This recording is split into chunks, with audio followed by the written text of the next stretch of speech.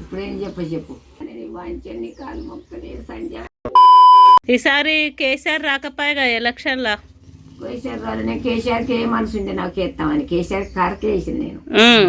రాలే కొడుకు రాలే పాప అన్నిటి అందరికి సాయం చేసిండు. పైసలు 10 ఎకరాలు ఉన్న వాళ్ళకి కూడా వ్యవసాయం చేసుకొని బతక వంగలేనోడు అయితే భూమి మీద బతికేటట్టే పైసలు ఇచ్చిండు. ఇప్పుడు వీడు ఇస్తలేడు కాదు, ఇస్తలేడు కొద్దిగానే కొద్ది ఉన్న వాళ్ళకే ఇస్తాడు. 2 ఎకరాలు 3 ఎకరాలు 4 ఎకరాలు దాకా పురత్తేనట గంత మందమే ఇస్తాడు. 10 ఎకరాలు ఉన్న వాళ్ళకి బంధు పెట్టిండు. ఏమో మీకు చెల్లెల్లో కనపడతలేదు ఆ బిడ్డ. అవును నిజమే. జనుకునింట్లా కోలు జనుకునింట్లాకో పుట్టింది ఆ సీత కోలు పురుడు కోరింది కో. 10-11 ఏళ్ళకే పెళ్ళయింది. ఎవరి నీది? నాది. ఈయనే ఊళ్ళనే మా నాయన పోయిండు అక్కడికి వాళ్ళ అత్తగారింటికి. వాళ్ళు బావ వాళ్ళు దగ్గర వాళ్ళే చుట్టాలు ఇల్లు మాకు. పోతే శిల్పక్క పండ్లాట ఇన్ని పింకులలో పెట్టిండట.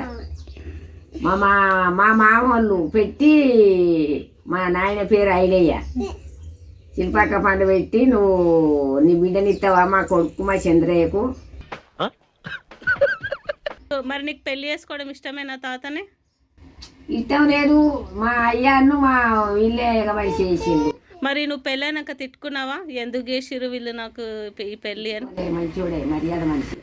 ఓకే, మంచిగా ఏమంటే తెలుగు కాళ్ళు కూడా ఎగురాడుతుడే పనివంతుడే అంటే కాళ్ళు రెక్కలు కొద్దిగా చక్కగా లేవు మనోడే. అమ్మ తల్లి అయి మోర్లు కట్టకపోయింది.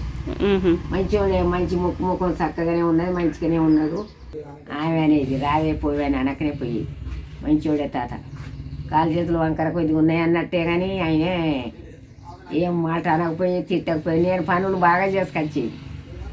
పొద్దుగాలు లేచి ఊడ్చుకొని చల్లుకొని అన్ని చేసి మారుతుండే ఇంట్లోకి ఇట్లా నేనున్నట్టు.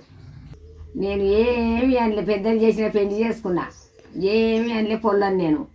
మా అత్తగారింటి కానించి అవ్వగారింటికి వస్తే నాకు మళ్ళీ అత్తగారింటికి పోబుద్ది కాకపోయేది. ఆయన దగ్గరే పోకపోయేది. ఓనాడు బాయికాడికి తీసుకపోతే ఆ నుంచి మా ఇంటికి దేనికొచ్చిన